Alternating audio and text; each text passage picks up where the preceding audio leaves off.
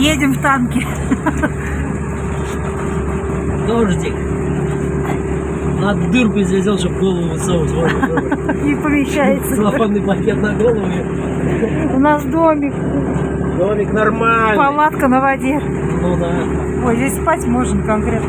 Да, скамейку вот поднял, убрал, а на этом пенопласте можно спать. Вообще Куда едем? Не знаю. Дворники включи.